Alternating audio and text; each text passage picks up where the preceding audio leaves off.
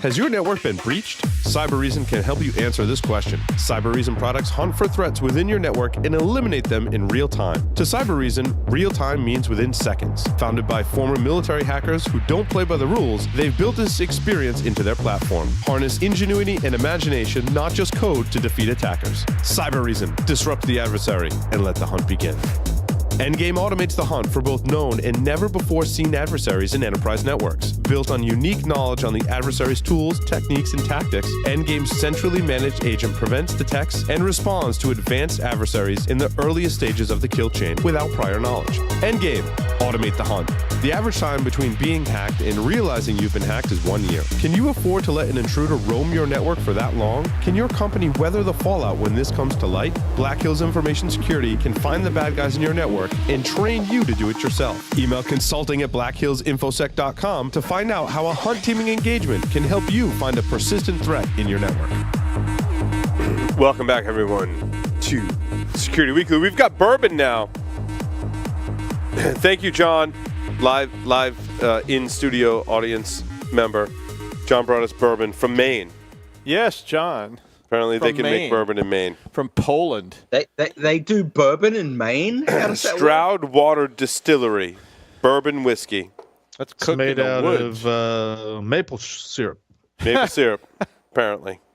It's made of maple syrup. Bottled in Portland, Maine. That's what it says. I didn't think you could call it bourbon unless it was from Louisville, Kentucky. If Kentucky comes up there, they're going to get a fight on their hands. We'll see how it is. Fiduciary harm. Fiduciary harm. It's coming to you, Portland, Maine. So, wow. Who would have thunk? I found this article on IoT security that basically said IoT devices are hard to update, and the only example they really gave were like a pacemaker. Well, that could be a little challenging. So I'm just throwing that out there like a bomb. Oh, jeez. To the other hosts on the show tonight. Well, okay, so what I know about medical stuff is I know that like a lot of dialysis machines, pacemakers, other medical controllers are literally like controllers, and a lot of them are written in like machine language. They're very low level. They have they're what do they call it? There's not an operating system. It's actually just code that runs directly on the device. Right. It's programmable machine language, or there's a name. Like listeners are screaming at me right now. Like an EEPROM? Yeah, it's there's two different classes, and I used to talk about this in programmable read-only memory is what you're talking about. Well, no, there's two different devices, and again, listeners are probably screaming at me right now. But when I taught my reverse engineering firmware classes, I would say, look, we're focusing on devices that have mostly a Linux-based operating system that have firmware. So the bootloader, there's a kernel, there's Linux code, there's a file system. That's what we're talking about analyzing in this class. There's a whole other class in what they call embedded systems, right? That it's really just someone wrote code directly on the chip. Right. There's a name for that I'm having a mental blank on. But that's more like your pacemaker. Right. So it's just code on the chip. It's like a PROM. It's a PROM. Yeah, so it's a PROM. Programmable read-only memory. Yes. And so a PROM is put on there, and it's actually like, it's like a processor almost, but it's just running code. Right. Like, it's just running code. It's really simple. There's no like operating system TCP/IP stack. Right. If it interprets packets or talks on the network, it's receiving those packets raw and just processing them. Right. And then the only way to fix those PROMs is literally to like remove them and put a different one in. Or just put like an entirely different code. That's what I mean. You take the old PROMs out, and they even I have one somewhere. Like the actual chip comes out, the new one. It's called a PROM and puller. your code runs on the PROM, right? You put a new one in, and you'll see, it's Arduino. Arduino is the one where your code runs on the actual chip. Raspberry Pi, low-cost device, but it runs an operating system. Right. That's the just slightly different. But I mean, I've always been, largely because I'm a Linux and Unix nerd, my embedded devices, I'd like to have an operating system to work with. Like that's just my level that I'm more comfortable working with. Most people do, but the problem with that is it becomes bigger. Yes, So- it's much so- bigger. Oh, yeah. And so these yeah. medical companies wanted the simplest, cheapest thing they could Right. build. And because it's so complex and because it's so, I don't know, simple in some ways, it's very, very difficult to upgrade, fix, and repair when there's problems without they pull a prom. And going out and doing that on pacemakers is really challenging, as you might guess. They usually it's replace the whole surgery. pacemaker. Yeah. And so you're looking at people doing series replacements on these things whenever their pacemaker expires, which is like years and years and years. So these companies wouldn't want to do that very often. And so, yeah, when there's IoT issues with these, it's pretty frightening and challenging for the companies to fix. Jeff, Is there comments an- on this? Yeah, I have one question, and I'll be honest, I haven't read deeply into the medical devices market too much, but is, in your experience, Paul or Doug, is there an argument being made that the lack of an operating system actually enhances their security in any sense? No, it's usually less. Because rather Okay, than the argument is yes. and Jeff, you did a lot of software engineering, right? Rather than relying on the operating system to handle those network and TCP/IP communications, basically, it's kind of like rolling. And to speak to Jeff too, right? Like rolling your own crypto. Like you've basically written the networking protocol stack yourself because there's no underlying operating system to call to Right. to handle any of that communications. You're writing everything yourself. And where I really ran into this is any like prom type device that talks on the network, if you send it something it's not expecting, it just falls over on itself because it doesn't have a lot of the error checking or other advanced. It's too small. But, and Like look at the and it doesn't BSD. have- Like if you look at the BSD operating system networking stack, like that has a deep history of code and reviews and being able to run and handle things it's not expecting. Basically, you're taking the 30 years of work or whatever that's put into that networking framework, and you're like, well, I'm just going to write my own code to accept packets and figure out how that goes. And remember, hold on, Doug. go I ahead. want to go to Jeff. well, can I ask one? Hold can I on ask one second, Jeff. follow-on? I want to go to Jeff, and then Doug. I have the floor, Jeff. I think the underlying faulty assumption that everybody has for whatever the application of, well, let's just do it ourselves, is the belief, it's probably twofold. The belief that if you do it yourself, nobody's going to know how it works, and therefore it's secure. Yep. You know, the old paradigm of, why were Windows, platforms in the early days so much more susceptible is because there were so much more of them out there. There's this belief that, well, if we do it ourselves, nobody will know what it's about. Nobody, there aren't going to be people looking for it. And that's bad. Yeah. There's no other way to put it. There's a certain amount of, whether, while not all operating systems are the same, but, companies that have been in the business of creating operating systems and organizations and have 20, 30, 40 years of experience in it, you'd like to think, and there's always problems being discovered, but you like to think that they've tackled a lot of the problems, they've fixed a lot of the problems, and so things are going to work better if you use the established systems. Jeff? Yeah, so I don't want people to misunderstand me. I'm right in line with the argument that time-tested code and operating system layers in terms of OSI are the right way to do things. But the question I was really asking is the medical device industry trying to make an argument that their approach is more secure by owning the code, soup to nuts, end to end?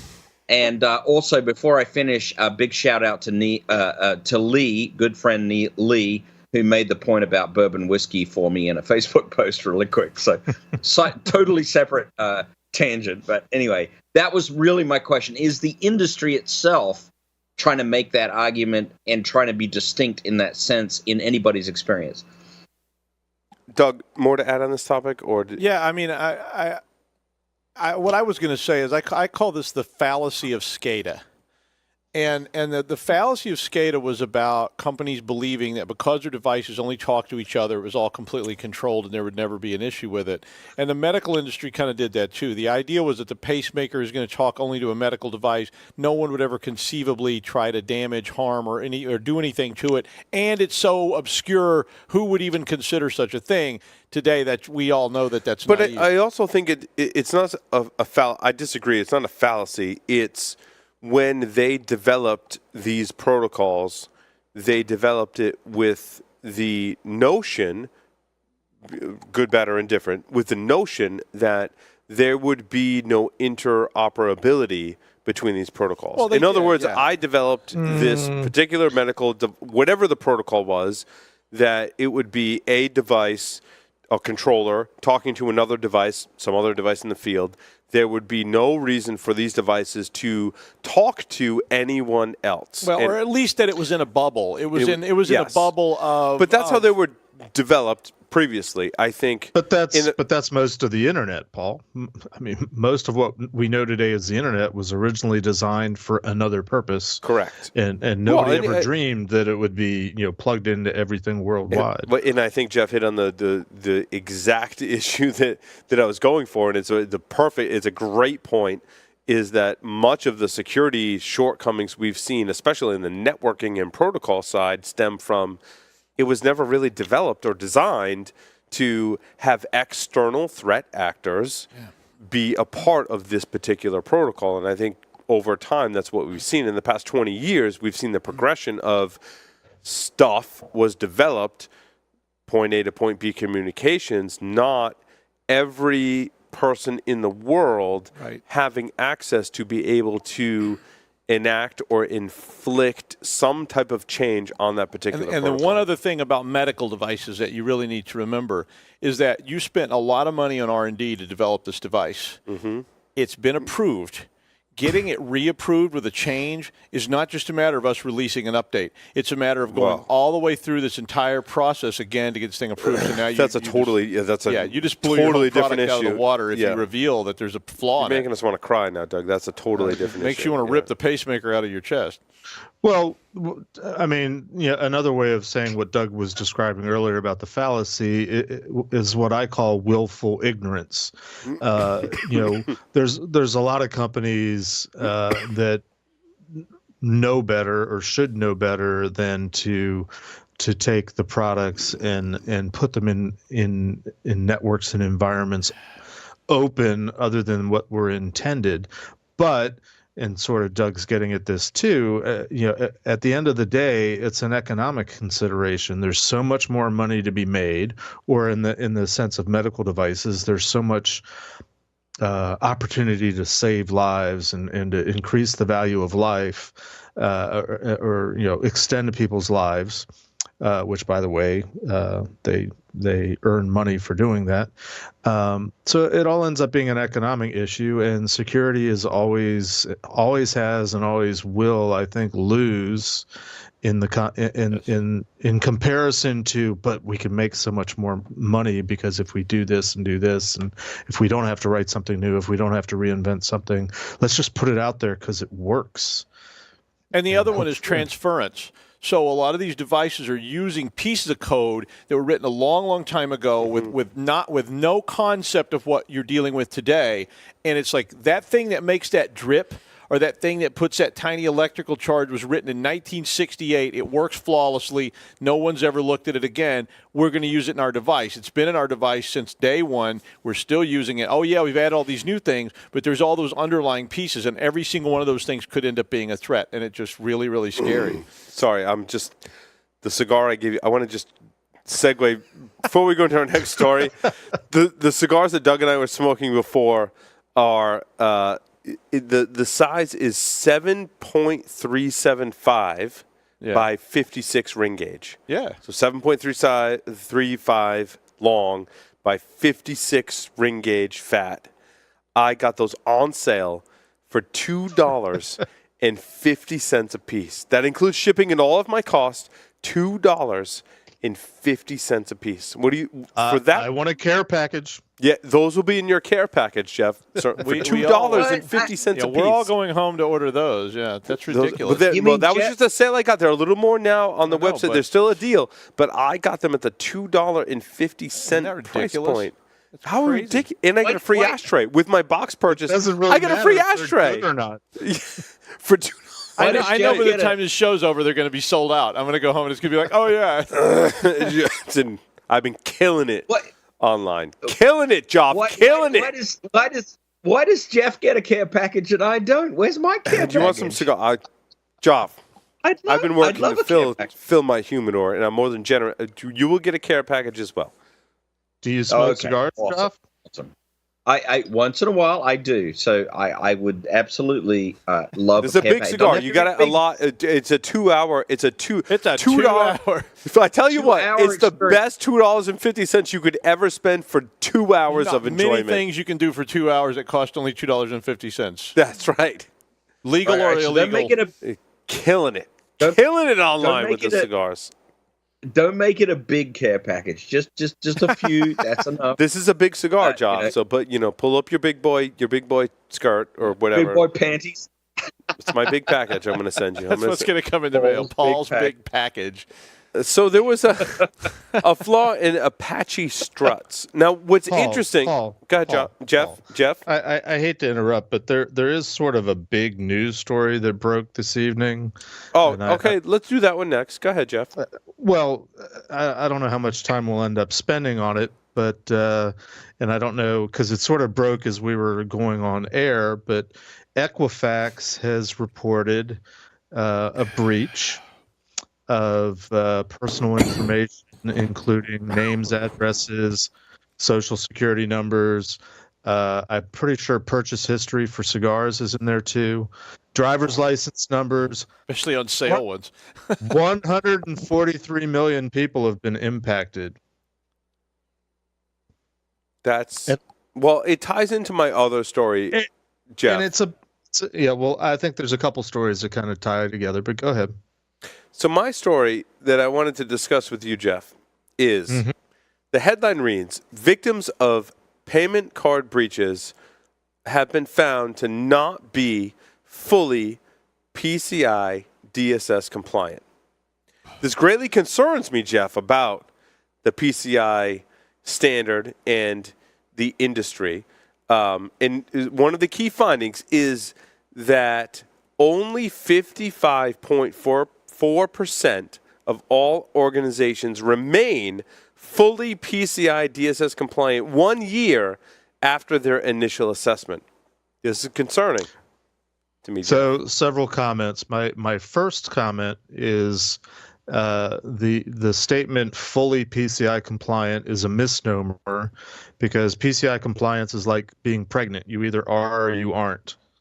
There is no concept of mostly or not completely or fully PCI compliant. Is there a concept of morning sickness with PCI compliance, Jeff? Certainly post-breach there is a lot of sickness. Yeah, gotcha.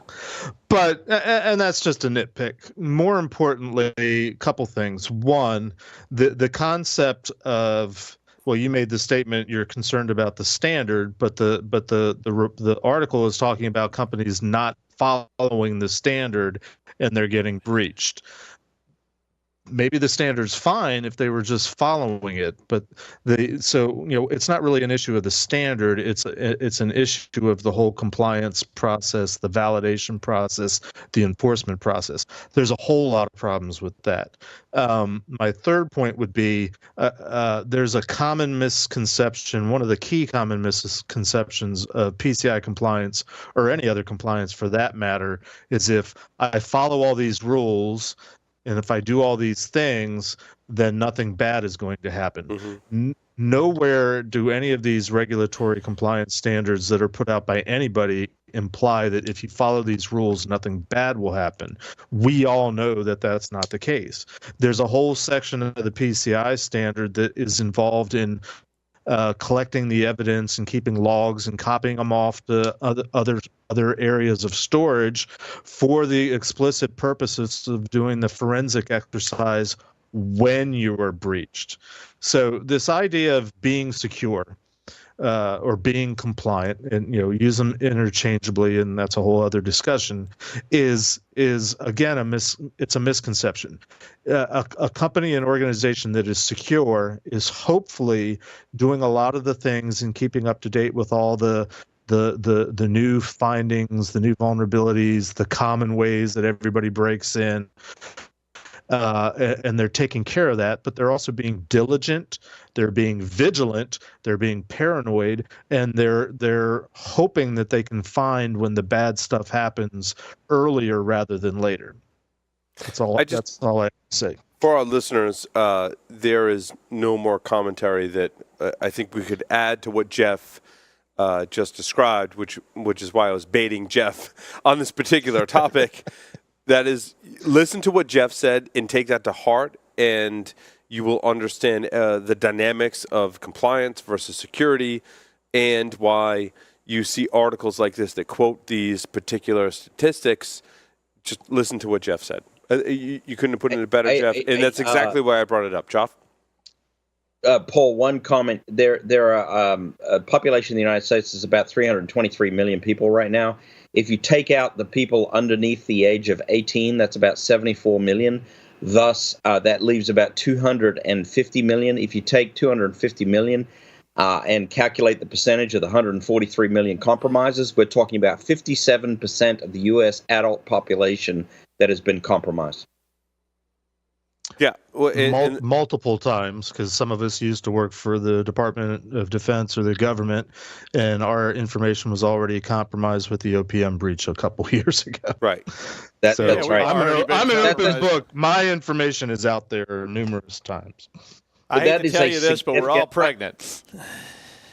I mean, my point was that is a very significant percentage of the adult population of the United States that has been compromised.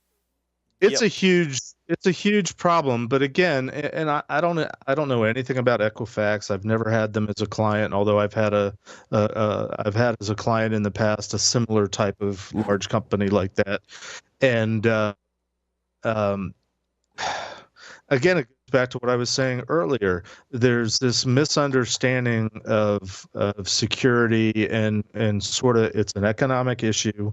It's what do we have to do, which is typically the bare minimum to get by whoever's making us do anything from a regulatory or compliance standard. Now, in the financial services realm, which I assume Equifax falls under, there's a lot more audit that goes on. There's a lot more regulatory compliance for a lot of different things. But I think what's missing is this fundamental understanding of what it is that we're trying to do, what it is we're trying to protect, all the different steps and processes and requirements that are all important. There is no throwaway in terms of trying to hedge your bet against being breached in the first place, or, and it's a big or, detecting it early. So if there's any lesson for all of this, for all the companies that are out there worried about, oh, is this going to happen to us next? Invest in your detection capabilities. Train your people, all your employees, not just your technical people, on what to look for in terms of anything that's weird that might indicate that there's something bad happening, and focus on that. And remember, security has to be a continuous distribution. And a lot of times people treat it like a discrete distribution. So it's like you do an audit. We had our audit. We must be fine. And tomorrow we may not be fine anymore. And I mean, I think that's what everybody's getting at. Is just, and I've seen that many times for companies. So we did our quarterly audit. It was good. We're good. Okay. And then they drop everything until next quarter when they have to do the audit again and never look at it again. Well, I think it was this article, as I've read several today. I think it was this article that said something about, actually it might have been another article that somebody else sent me today that had something, some sort of commentary on compliance versus security. There was a statement about how companies have to invest sometimes 3 or 4 months into the compliance process. I'm like, no, it's every freaking day. Yep. No, security perspective is 365 times 24 times 7. It's a percentage of your regular operating hours, right? Like we do. That's exactly right. Most organizations do some level varying levels of project management, right? Like a certain percentage of your hours that you're putting towards security should be part of your operating budget. And that in some of that's compliance, some of that's additional security measures that go above and beyond compliance, but that it's not like a 3-month project and then we're secure. It's a percentage of all of your employees, like in varying levels. Like your IT security team is 100% all the time focused on security, right? Your IT administrators, they have to have projects that sometimes are maybe close to 100% focused on security. Your users have to invest a certain percentage of their hours to gain knowledge about security awareness and what it means to be secure and be part of that process as well. It's a culture, it's an organizational goal of security, and it, Jeff, I think really hits on some of your points, right? It speaks to your risk, right? Whether you're a financial institution, software development company, whatever you are, however big, however small your company is, you have to factor that in to the entire equation. So now, go ahead, Jeff. I hear what you're saying. I doubt if many of the times that I've seen and the customers that I've had that have complained about how much time is invested in going through the compliance validation process in particular, I doubt if all of them are applying the formula that you were describing. Mm-hmm. I'm not saying that that's not legitimate, and especially for something like the Verizon Deber report and other statistical studies that are done, that isn't taken into account. But I would argue that other than the cost perspective, as you said, it's a culture, it's a lifestyle thing. What Doug was saying about it's an ongoing process. I tell my customers, security is a verb. It's something that you do. It's not a state that you achieve. It's not a level that you get to. It's day to day. So from that perspective, the investment of your employees and your company in security, in some ways, and I'm funny with new math, it's 100%, because everybody should be worried about it all the time, and it should be part of all their day-to-day activities. It's a religion. Well, it is. That's why I'm an evangelist. But along those lines too, while we talk about and what we're talking about now is very concrete, related to risk, related to your security posture, your culture, and all those things. What I love about this show is we get to talk about like hypothetical, theoretical security things. And usually it's others on the show, particularly Carlos, that kind of downplay the risk level of those vulnerabilities. But what I love is we get to talk about things like hackers can silently control Siri, Alexa, and other voice assistants using ultrasonic frequencies. Yeah. And so what I found interesting, and I didn't realize this, and I'm not an expert in signals or frequency analysis, but your various electronic devices, while humans hear a certain frequency above 20 kilohertz, is that correct? Something like Doug, that. Joff, yes, 20 Jeff, kilohertz. 20 kilohertz. The human ear cannot hear it. Did you say something? Yeah, exactly. Some of us, it's like 15, but however, I was gonna say, Paul, for the youth, you're 20 talking kilohertz. your 7 to 10-year-old, it's 20 kilohertz. For somebody like you and me, it's probably more like 15 to 17. I gotcha. I'm probably down around 10. Electronic devices, though, such as the ones that are from Siri and other devices. I don't want to trigger your various, keywords, but those devices can interpret frequencies and understand them as if you spoke them. However, in the frequency range that's above human hearing, will interpret those signals. And a Chinese firm, and I was going to defer to Doug to say all of the names, Zhejiang University, and there's a whole host of researchers whose names are all Chinese, which I won't attempt to pronounce, but figured out that they could take basically a recording of a human voice that we could hear. They could basically re-encode that in an ultrasonic frequency that humans cannot hear, but your phone can hear, to trigger the keywords, to tell your phone to go download malware. Yep. I thought that was really, really cool. I'm not sure it's going to hit on anyone's radar in terms of our previous discussion that was very practical on compliance and security. But I think that's really, really cool. And but as an experiment in the background on the show this evening, we've been broadcasting a signal, and we want our listeners to to let us know if their Alexa, everyone has been subscribed to the Security Weekly podcast, whether you like it or not. We have and have all your broadcast our pirate signal. Ordered massive cigar supplies to the show and shipped them to the studio. We get a whole bunch of cigars coming to the studio. It's awesome. There's a video of the attack, which I think is really cool. Now, cool. I don't see what I didn't get from the article, and I didn't have time to research is like which devices are vulnerable, which devices you can configure to not be vulnerable. Some of these you can turn off, like the Siri and Apple devices, you can turn that off so that it doesn't listen for the keyword. I didn't see Android devices on there, which have the particular, which I won't say on the air, but the keyword that enacts your Google device, right? I didn't see that on there. So it's certain devices that are, but I would imagine that the fix for this to be pretty easy. In other words, as a programmer, and Doug and Joff and Jeff and myself, we've done a significant amount of programming in our careers in the industry, right? And even outside the industry, just being software engineers, you want to program for the specific parameter. So in other words, if I'm developing a voice app for any of these particular platforms, I want to make sure that it's a human being speaking that particular tone, and I want to tune my software such that if it's outside the audible range for a human being, that I don't accept those commands. Yeah. So for me, the fix is actually pretty easy, right, to implement. No? It sounds easy in theory, but what's the variable setting? How do you tune down a listening device? I'm just asking. It depends on the appy of the hardware. Yep. So if the hardware appy was never designed with the ability to actually control the frequency spectrum, and the microphone that's listening for these things is picking up massive frequency spectrums, then it may be actually very difficult to program it because it's not in the appy, and now you have to go in there and figure out, well, what frequency is that tone, and now I got high-pitched voices and low-pitched. Oh, yeah, I know this is human hearing, but we got to it could be harder than you think. Joff? Come on. Now, I call bullshit on all of that.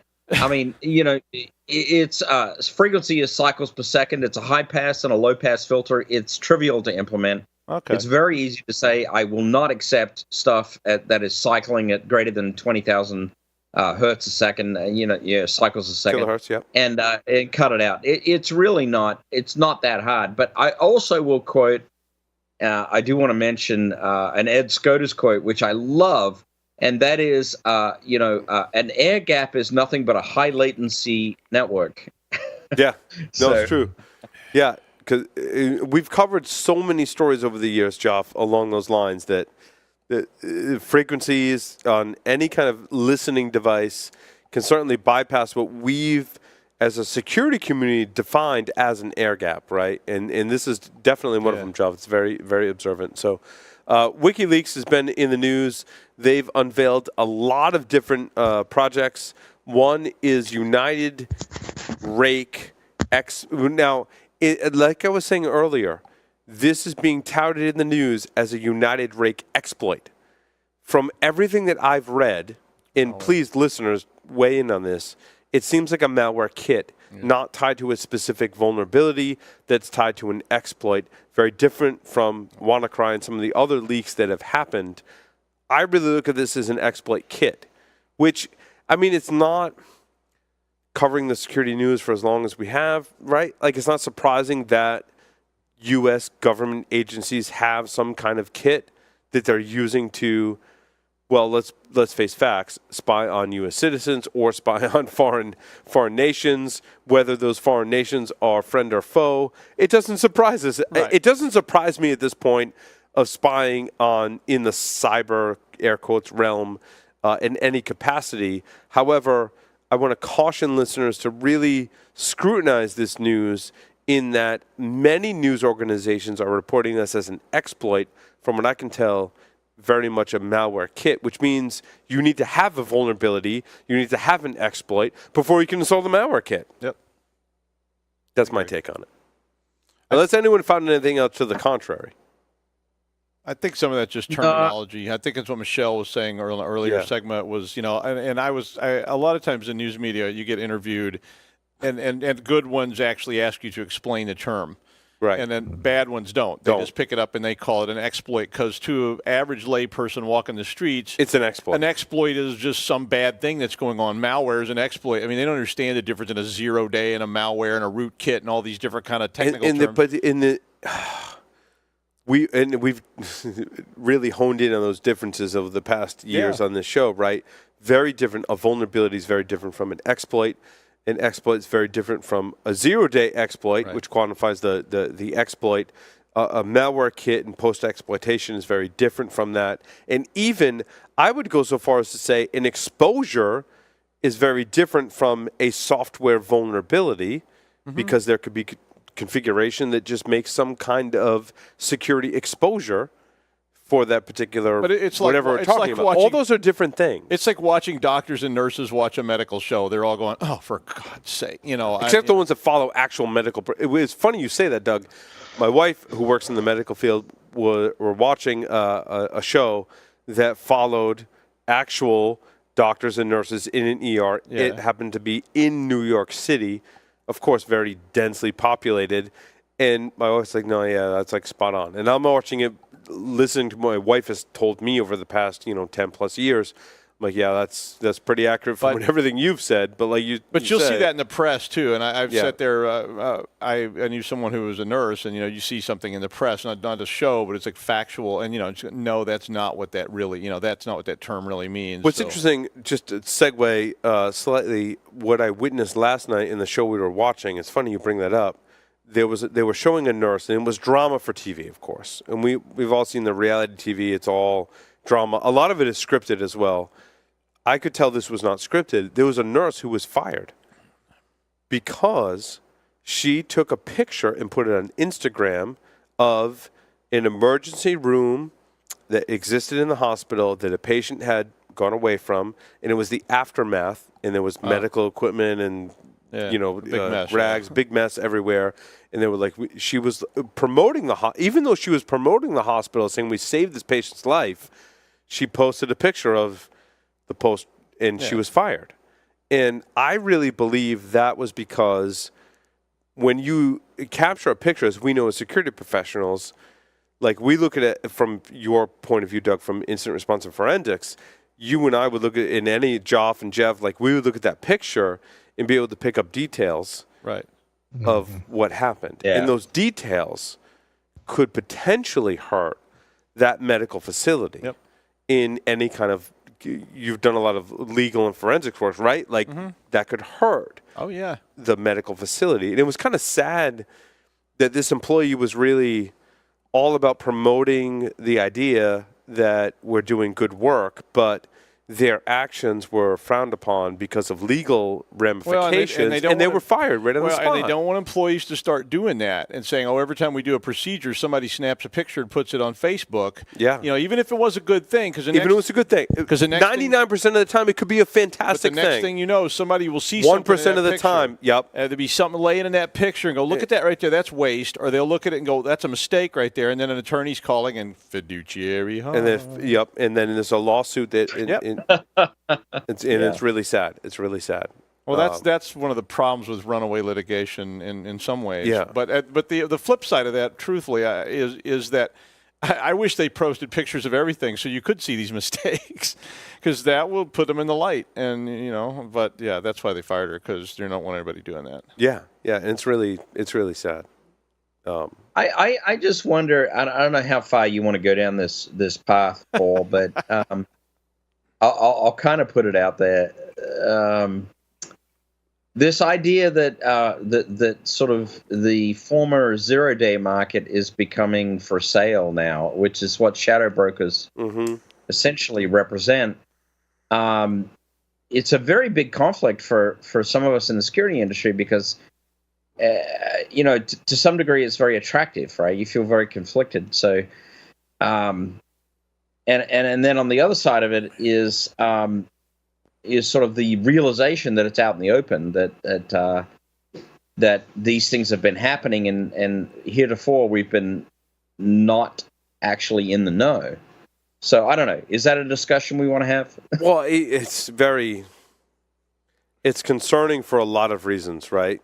And there's a lot of sides to that coin. A lot of the, I think, leaks that are happening now are a result of the Snowden leaks. And it's a very conflicting thing, certainly. There's a lot of issues and a lot of perspectives on that particular problem that I think conflict a lot of us, well, right? Short run, long run. Short run, it's bad because when somebody releases an exploit in the short run, it hurts everybody. In the long run, it's good because we fix it. Yeah. But if it's a short run and somebody releases that all you got to do is this one little exploit and it's going to cause these pacemakers to seize up, in the short run, that's really, really bad because somebody will go do it. But in the long run, it's good because they'll fix the pacemaker. So it's a tough road. But on the same token, too, like when we see this stuff released, we're like, wow, that's a total gross violation of our privacy as U.S. citizens. On the flip side, it's like, well, there are people who are protecting our country that could be put in harm because they're releasing that. So it's a very conflicting issue. Well, when you get and of course, we support privacy. I support the privacy of everyone in this world. But at the same time, I understand that we need to protect not just our country, but other countries as well. If you're talking, if you're talking about national sword. Security, that's another whole animal because now you're talking about gross harm, right? Where troop movements. You're talking about weapons. You're talking about people's lives. Really, what we're talking about is that line of national security versus privacy, and that's, it's a case by case basis. It's a very, very sticky issue. That I think a lot of us cybersecurity professionals are kind of caught in the middle, right? And I think there are some cases, so put it this way, there are some cases where I'm like, holy crap, privacy has been destroyed in this issue. And there are other cases where we're like, well, national security or either the security of not just citizens of the U.S., but other countries as well is really the issue. And, where we fall on either side of that is debatable, Joff. And I think that, we'll continue to cover the facts, but it's a case-by-case basis, Well, I have two comments. My first comment is, in terms of whether and when you release vulnerabilities to the public, as a researcher or as a vendor, a corporation, that's one issue. The flip side of that is, and I'm sure nobody knows people like this, pen testers that hang on to exploits and vulnerability information because they want to succeed on their next pen test. They keep their bag of tricks and their methods, and they don't reveal them. Or at least they delay, the release of them. I find that particularly egregious. My second comment, in terms of the privacy versus things like national security issue, it all boils down to, at some level, who are you going to trust? We've talked on the show before about things like, all the information that the government supposedly has on U.S. citizens versus companies like Google or Apple, right, or Facebook, and the information that they collect on us. I saw an article today that somebody put out on Twitter that was asking the question about, and I didn't read the article, but the question they asked was about Google, and they said something about, is Google starting to be, and I forget the word now, untrustworthy or risky or something like that. And I'm like, no, they've always been risky. As long as they've been collecting the data, they've been a risk. Yeah. But we as a people, we as a society, we tend to gloss over that because we like our Google, we like our Apple products, we like our consumer products, and we like the convenience and the ease. I mean, even going back to our tech segment, and what apps do we install, and what data do we allow in order to install the apps? It all boils down to a trust issue. Whereas with the government and this whole concept of national security, and I'm probably overgeneralizing it, but it seems like a preponderance of people in our community, look kind of long at the government as being an entity that you can trust. Right. Whether that's deserved or not, we can debate that. But to me, it's not an issue of security and privacy, and how do you even define those two and compare them? They seem to be two different things. To me, it's an issue of trust, or who do you put your trust in? Yeah, and there's a lot of creepy things, and I don't want to downplay privacy certainly, but some of the security privacy concerns rather are, I think, kind of funny when I look at, like, when I'm on Facebook, right? And I know Facebook and Google are in cahoots with each other, and Amazon as well. But I think it's pretty, and it actually, I was talking to my wife last night. I'm like, it'd be really funny to have a show, like, on our network that my wife and I would buy something based on our Facebook ads. And she's like, what do you mean? I'm like, well, the past couple of things I bought for the house, I'm like, I bought based on our Facebook ads. And I'm like, I think it's totally creepy and a violation of privacy that we see those things. And when I bought those things, it was probably tracked somewhere. I'm like, that's kind of creepy. I'm like, but it's not. So there are lines, right? So that's one kind of segment of the privacy argument, right? But I'm like, but the other thing is, I'll publicly disclose, look, I bought a pillow and I bought a bidet, okay, off of Facebook ads.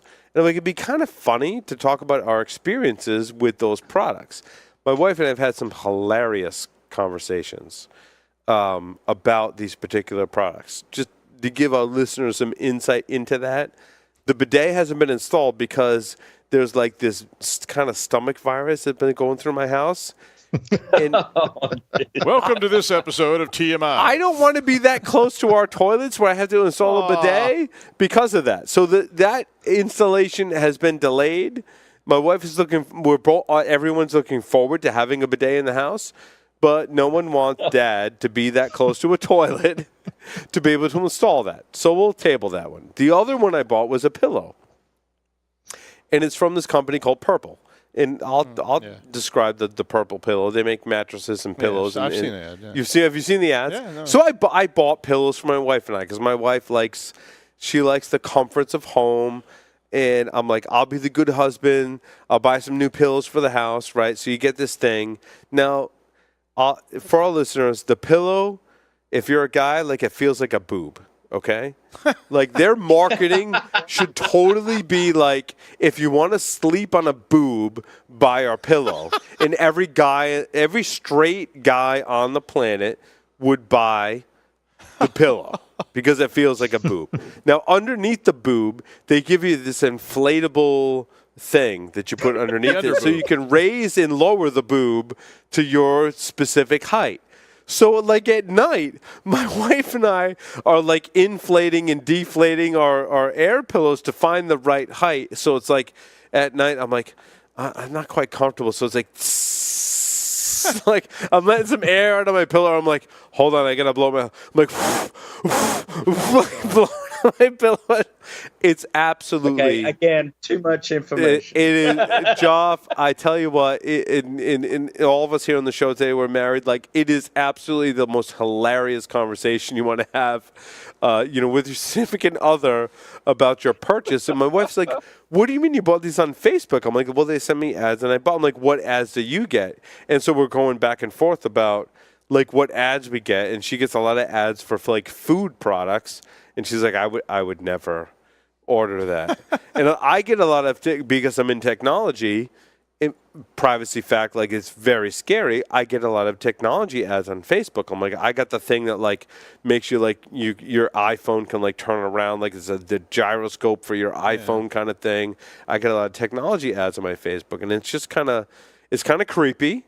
And you know when someone else has been using your Amazon account because so your ads change. Your ad theme changed. Like, somebody's using my account. It's like my daughter, she's using my Prime account because it's like, it just changed, it shifted. Like, my son's totally into Pokemon, so when I get like ads for like Pokemon stuff, I'm like, what did you order? I felt a great cry in the forest. My 9-year-old ordered some Pokemon stuff on his Amazon app, and thought he was going to get away with it. I'm like, dude, I see your order. Like, you totally got caught.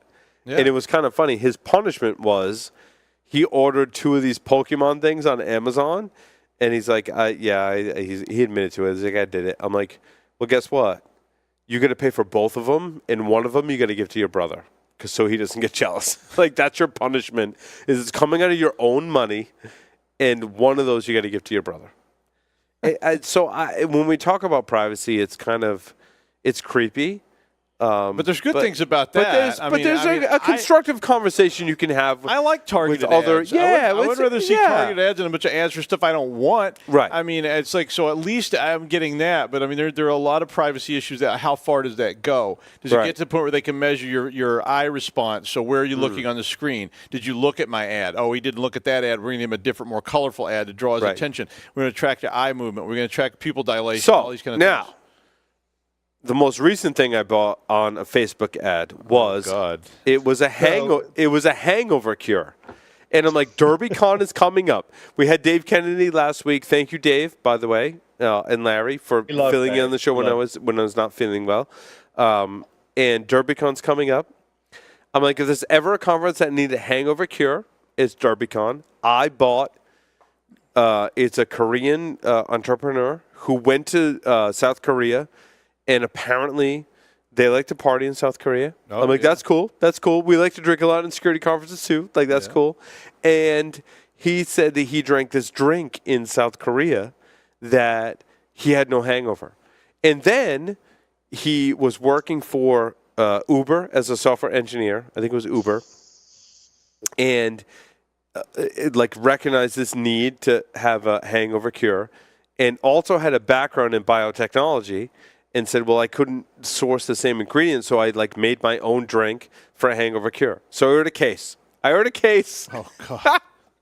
I'm taking it. If it comes in for DerbyCon, I'm taking a case to DerbyCon. I will share.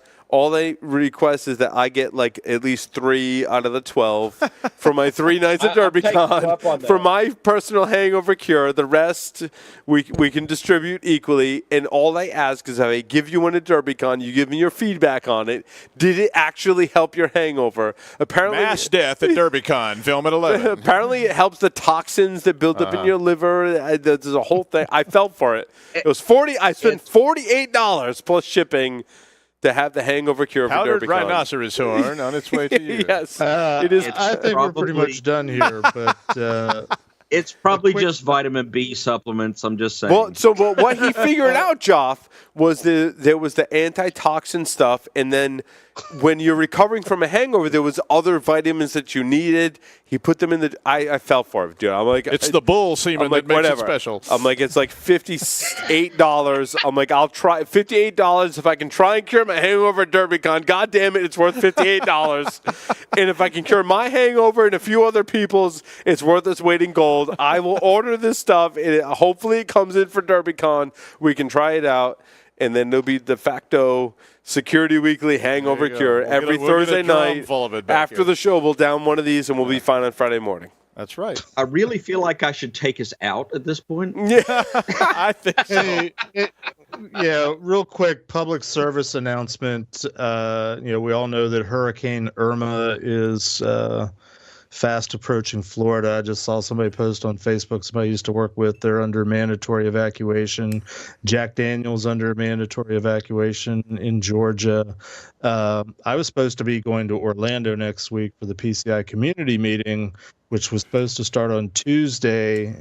They've bumped it till Wednesday. So if anybody out there is actually planning on going to the PCI meeting, not that anybody that listens to us does stuff like that, it has been bumped a day. Hopefully that takes care of things.